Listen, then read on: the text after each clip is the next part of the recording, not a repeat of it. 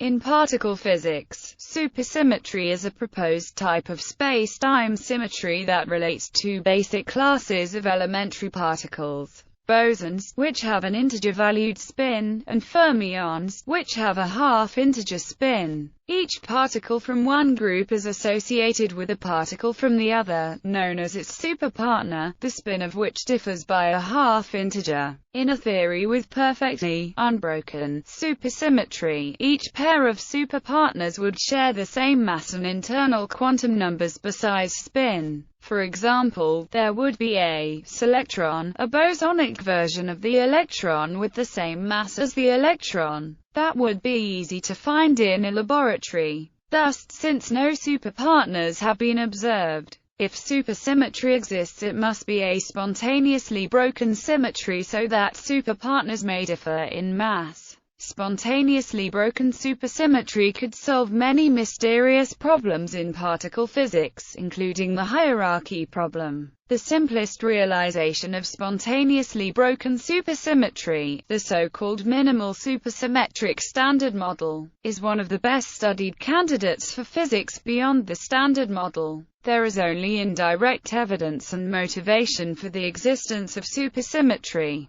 Direct confirmation would entail production of superpartners in collider experiments, such as the Large Hadron Collider. The first run of the LHC found no evidence for supersymmetry, and thus set limits on superpartner masses in supersymmetric theories. Whilst many remain enthusiastic about supersymmetry, this first run at the LHC led some physicists to explore other ideas. The LHC resumed its search for supersymmetry and other new physics in its second run. Motivations. There are numerous phenomenological motivations for supersymmetry close to the electroweak scale, as well as technical motivations for supersymmetry at any scale. The hierarchy problem: supersymmetry close to the electroweak scale ameliorates the hierarchy problem that afflicts the standard model. In the standard model, the electroweak scale receives enormous Planck scale quantum corrections. The observed hierarchy between the electroweak scale and the Planck scale must be achieved with extraordinary fine-tuning. In a supersymmetric theory, on the other hand, Planck scale quantum corrections cancel between partners and superpartners. The hierarchy between the electroweak scale and the Planck scale is achieved in a natural manner, without miraculous fine-tuning. Gage coupling unification: the idea that the gauge symmetry groups unify at high energy is called grand unification theory. In the standard model, however, the weak, strong and electromagnetic couplings fail to unify at high energy. In a supersymmetry theory, the running of the gauge couplings are modified, and precise high-energy unification of the gauge couplings is achieved. The modified running also provides a natural mechanism for radiative electroweak symmetry breaking. Dark matter TeV scale supersymmetry typically provides a candidate dark matter particle at a mass scale consistent with thermal relic abundance calculations. Other technical motivations: supersymmetry is also motivated by solutions to several theoretical problems,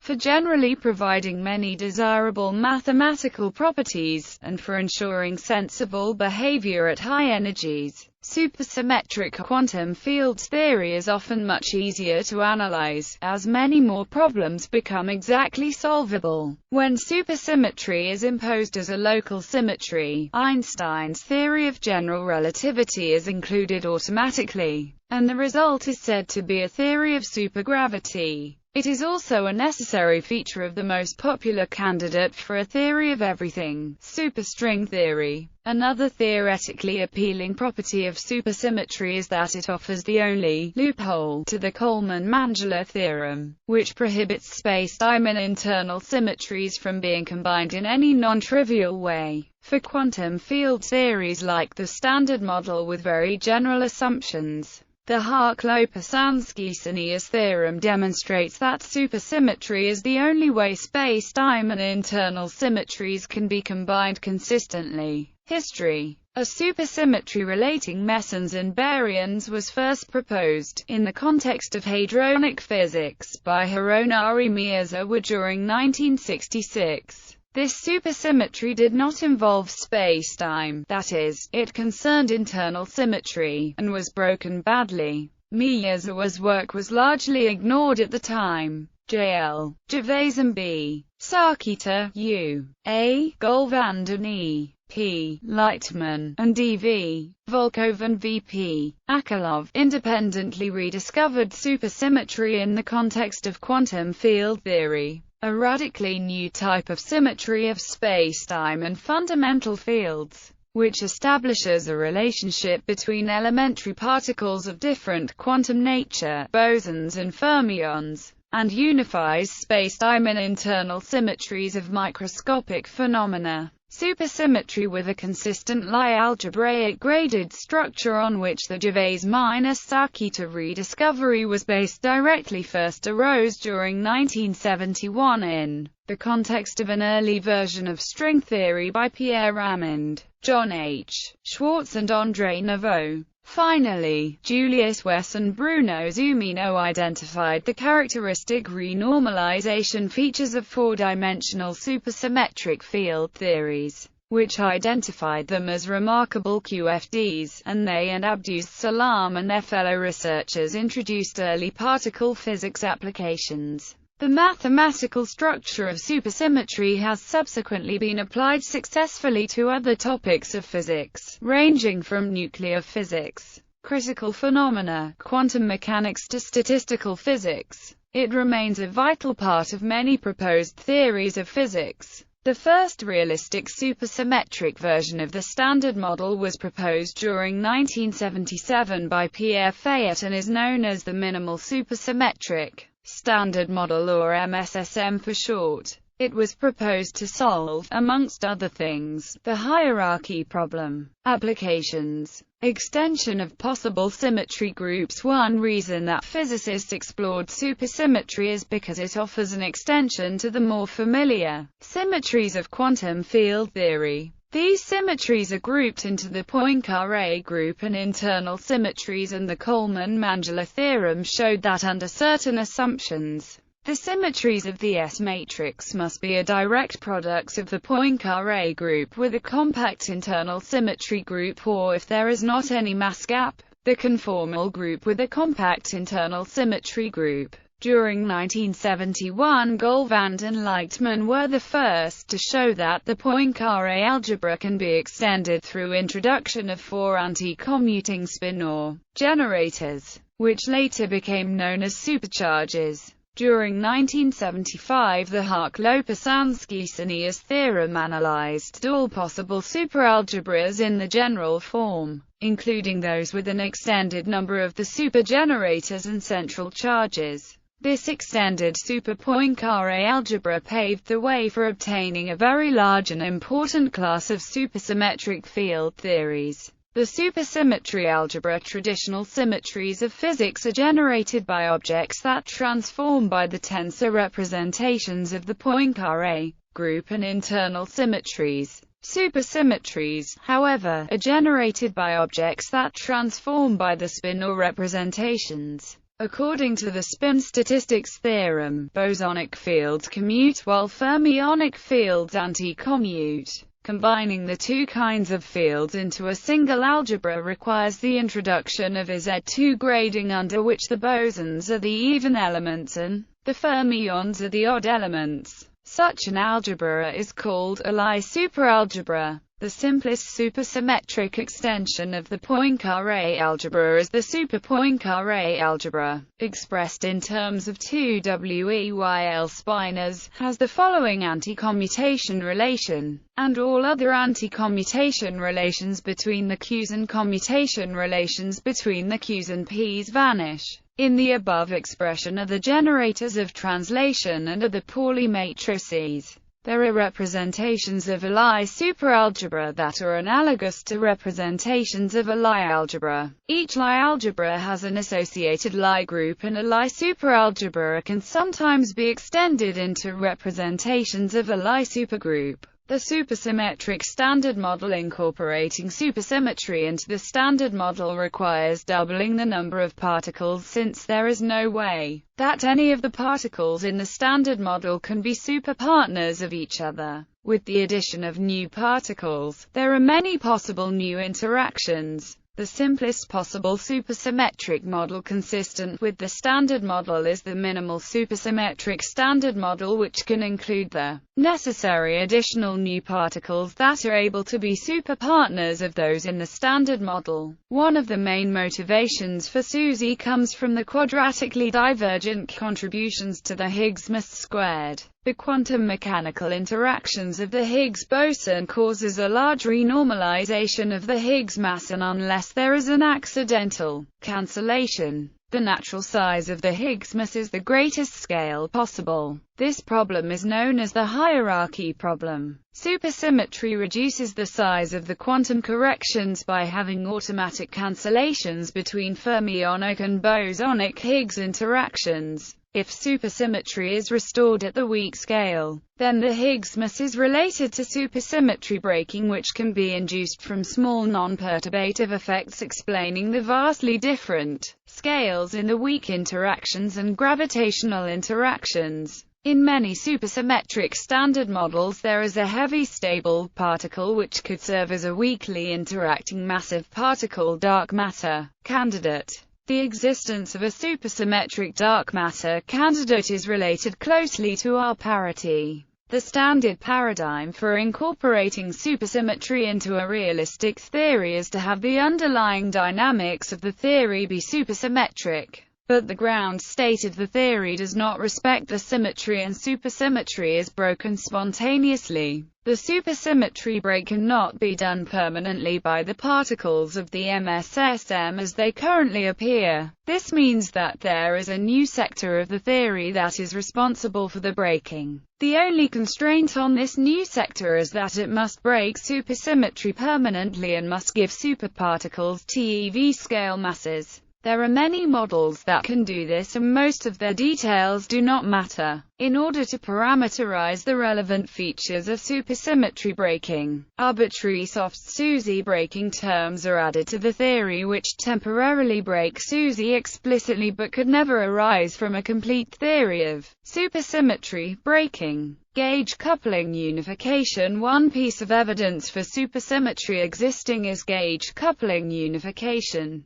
The renormalization group evolution of the three gauge coupling constants of the standard model is somewhat sensitive to the present particle content of the theory. These coupling constants do not quite meet together at a common energy scale if we run the renormalization group using the standard model. With the addition of minimal SUSY, joint convergence of the coupling constants is projected at approximately 1016 GeV. Supersymmetric quantum mechanics often becomes relevant when studying the dynamics of supersymmetric solitons, and due to the simplified nature of having fields which are only functions of time, a great deal of progress has been made in this subject, and it is now studied in its own right. SUSY quantum mechanics involves pairs of Hamiltonians which share a particular mathematical relationship, which are called partner Hamiltonians. An introductory theorem shows that for every eigenstate of one Hamiltonian, its partner Hamiltonian has a corresponding eigenstate with the same energy. This fact can be exploited to deduce many properties of the eigenstate spectrum. It is analogous to the original description of SUSY, which referred to bosons and fermions. We can imagine a bosonic Hamiltonian, whose eigenstates are the various bosons of our theory. The SUSY partner of this Hamiltonian would be fermionic, and its eigenstates would be the theory's fermions. Each boson would have a fermionic partner of equal energy. Supersymmetry applications to condensed matter physics. SUSY concepts have provided useful extensions to the WKB approximation. Additionally, SUSY has been applied to disorder-averaged systems, both quantum and non-quantum, the Fokker-Planck equation being an example of a non-quantum theory.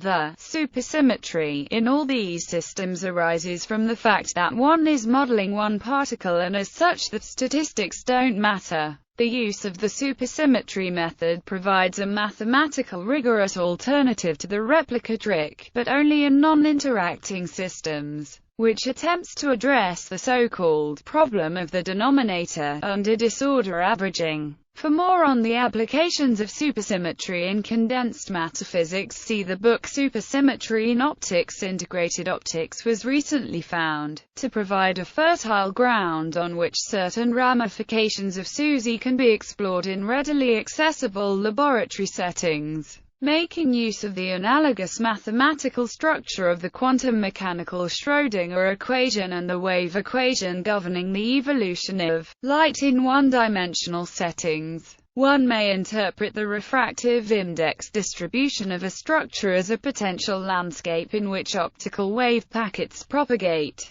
In this manner, a new class of functional optical structures with possible applications in phase matching, mode conversion and space division multiplexing becomes possible. SUSY transformations have been also proposed as a way to address inverse scattering problems in optics and as a one-dimensional transformation optics. Mathematics. SUSY is also sometimes studied mathematically for its intrinsic properties. This is because it describes complex fields satisfying a property known as holomorphy, which allows holomorphic quantities to be exactly computed. This makes supersymmetric models useful, toy models, of more realistic theories. A prime example of this has been the demonstration of S-duality in four-dimensional gauge theories that interchanges particles and monopoles. The proof of the Atiyah-Singer index theorem is much simplified by the use of supersymmetric quantum mechanics.